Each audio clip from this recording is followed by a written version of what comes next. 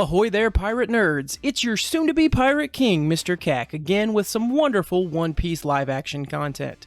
After watching the full series and giving it a moment to digest, I have formulated my thoughts and I'm going to let loose things I loved and hated about Netflix One Piece live-action adaptation.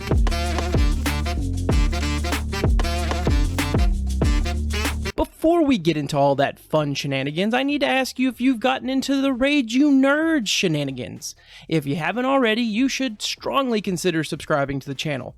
It would make this boy feel joy and would strengthen your hockey to Yonko levels. Okay, enough pandering, let's go. All in all, I really enjoyed this series, but before we get too caught up in that, let's discuss things I loved and hated about the series. The hate. One thing I hated, the pacing from about the midpoint to the end. Too much time was spent in Baratier, not enough time with Arlong Park.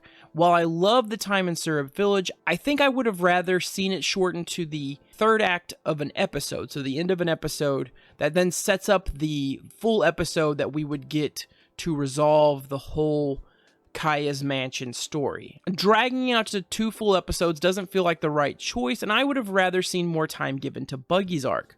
Baratier also felt like, in the current format, it could have been 1 episode and more time could have been given elsewhere, and or to strengthen Arlong Park. Or give us a free space in the 8th episode, and maybe we could have done Logetown to close things out instead of pushing it off to maybe a season 2. Honestly, the more I think about it, I really do wish they would have shortened the scope of this first season, just to cover East Blue to the beginning stages of Arlong Park. To end the season, we could have tied in the cliffhanger of Nami leaving after Zoro is defeated by Mihawk, and then we could have teased more so Arlong Park. I just wish we would have saved Arlong Park for the next season, so that way we could have maybe paced things out a little bit better. Again, I understand why we got to Arlong Park is a big, massive part of the entry point of the story that really hooks people in. I can see why you would want to kind of display that. But for me, just how things were pacing, it just felt a little bit off. In season 2, in my proposed format, we would have had Arlong, then to Logetown, and then Laboon. This would have given more time for Buggy, Syrup Village, and Baratier to all breathe in the season 1, and then season 2, you kind of have the second half of the East Blue culmination and the start of the Grand Line adventure, which then allows us to do something that I hope they do, and that is focusing Alabasta for basically an entire season. I hope a season 3 or whatever. I just don't want to see Alabasta shortened. I want Alabasta a chance to really be the full scope of a season, because I think that's how you do it. The good. The cast, minus a couple of misses, Makino, Garp, Ben Beckham, just to name a few, was awesome. The Straw Hats are all amazing for their roles, with Inaki Godoy being the biggest surprise for me as Luffy. Honestly, from the first trailer, I had feared that his accent would make his delivery clunky and make it hard for me to see him as Luffy, and I was embarrassingly wrong. Inaki is Luffy and a true treat on the screen. Makino is cool and cold with some of the best deliveries and lines. Emily and Jacob as Nami and Usopp also crush it. The Straw Hats are amazing, and the only real negative I have is that we didn't get enough Sanji. Him and Zoro's small moments are what I really wanted to see, and when we finally got them, I loved them. Taz also had one of the best reactions when he extended his arms to hug Nami, and she just walked past him. One of the best non-verbal deliveries of the whole show. Nami! You're all okay. Outside of the Straw Hats, the biggest 4 delightful casting choices would be Mihawk. The man was amazing in his limited time and perfect fit. Kobe did an amazing job of balancing being whiny but sympathetic, where you actually rooted for this version of the character, and one of the biggest surprises for me was how much I really started to like Helmeppo, the character. He was great as a prick in the beginning, really showing his ass, literally, but as it went on, I started to genuinely like him, especially with the interplay between him and Kobe.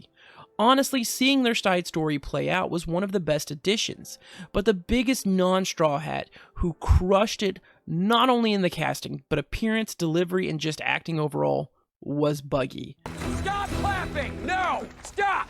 It's all wrong! Spotlight was late. You completely missed my entrance. Buggy is one of the brightest shiny stars of this series, and they knew it too because they found a way to bring him in the fold as often as they could, which eventually hit diminishing returns by the last episode, but who cares? Captain Buggy is my hero. Kuro gets an honorable mention because I didn't like him at first, but the second episode, he was fantastic. The bad. Almost all of the changes to Arlong Park. The pacing was weird, the changes to Nami's backstory hurt more than helped, and weren't even necessary. The confrontation with Garp, the actual fight with Arlong and Luffy, all of it just felt either flat, forced, or not the level that we were hoping for. And if I could really just go into Nami's backstory, I can't stress enough how much the changes to Nami's backstories, I feel like, personally hurt the entirety of Arlong Park.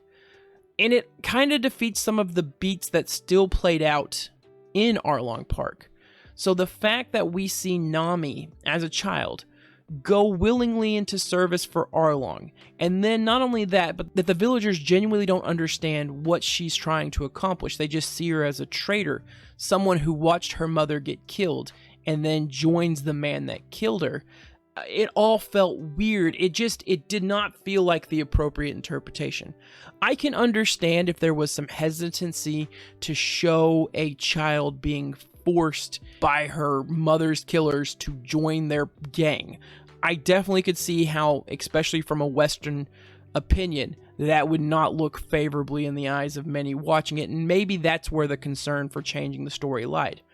But I do feel like there could have been better ways to play this out that didn't come off as weird. I feel like you just ripped the heart out of Nami's story, which is ripping the heart out of the Arlong Park arc, which is fun to say, but sad that we didn't get the full brevity of it all. And the actual fight between Arlong and Luffy, while I don't like it, it was too short. I don't like how they allowed Arlong to deliver Luffy a loss at the Baratier. Realistically, I can understand and get behind why it was so short. The CGI cost for it probably would have been astounding. Honestly, the fighting side of a live action interpretation, while it's something those of us of the anime and manga really are driven towards, it's not necessarily what every viewer wants to see. A lot of Western viewers want to see the story, the relationships, the actual people, the sets, the designs, the overextended fighting taking place over multiple episodes. Probably not the biggest piece of the story they want to have included because the audience they're targeting doesn't want to see that. I, on the other hand, did, and I'm very sad I didn't get that. The good. While one of the things I disliked were changes to the story, there were also some changes I really did enjoy. The increased focus on Buggy was not only welcome, but deserved, as they nailed the casting and look. I just wish we could have gotten more on the village he was holding hostage. The addition of Kobe and Helmeppo was surprisingly good subplot going through the season, and gives more credence to a future interaction between Luffy, Zoro, and Kobe Helmeppo. And the inclusion of Arlong earlier in the season made him feel like a big deal. The one thing when looking back at the source material is it's that weird that Arlong is hyped up once we get to meet him and has the highest bounty in East Blue. And he's really the only big prominent fishman in all of East Blue, but he really isn't mentioned, he really isn't seen, he really isn't alluded to until we finally get to his island. Making him the biggest fish in a small pond was a really good creative decision. Even if I ultimately disliked the execution of most of his story, I did like his soundtrack though. The bad. Garp. The changes made to Garp's characters, or maybe the actor's inability to fully showcase what was asked, are by far the worst. Where the source material Garp is definitely an overbearing and doting grandfather to Luffy, one who personally disagrees with his choice to become a pirate, there was still a playfulness and overall sense of, that guy is good, just intense. Here Garp is just intense. All of the heart taken out of him, and instead we get an obsessive asshole grandpa. And a part of me just can't tell if it's how the actor is trying to display the source of his character, or if it was just an intentional change to make Garp more antagonistic for this first season, and maybe they'll lighten him up in future seasons, but I think it's just such a bad look. Even in the source material, our first interaction with Garp, there are people stunned and scared, and he comes off as intimidating, but immediately shows his goofy, playful side. So you get a sense of feeling that while he is technically an antagonist as being a vice admiral to the Navy, that he's not necessarily a bad guy that we need to worry about as the viewers watching and supporting the Straw Hats. Here you never get that impression. Here you just think that he's an asshole, and I just can't move past that. And I feel like it was a disservice to a character that, as the story goes on, really plays a lot into it, and his heart and his view of justice aren't nearly the extremist version that we get in this live action, and I don't know, I just didn't like it. I just didn't like it. The good. The passion and appreciation to the source material is very noticeable, and I think it is one of the biggest reasons this adaptation works. They award you with Easter eggs and references for those of us coming from the source material, and they give us a lot of recognizable key moments. They attempt to make the story work for live action, which I assume is difficult, and while it at times executes poorly, I think overall the sense of investment given by the actors, the writers, the set designers, the practical effects department, the director, the producers, and even the studios themselves, all of it gives off the visage of a heart of the story that we all love. Again, the Straw Hat Pirates, the casting made, and how their relationships show through not only outside of the role, but within the roles itself.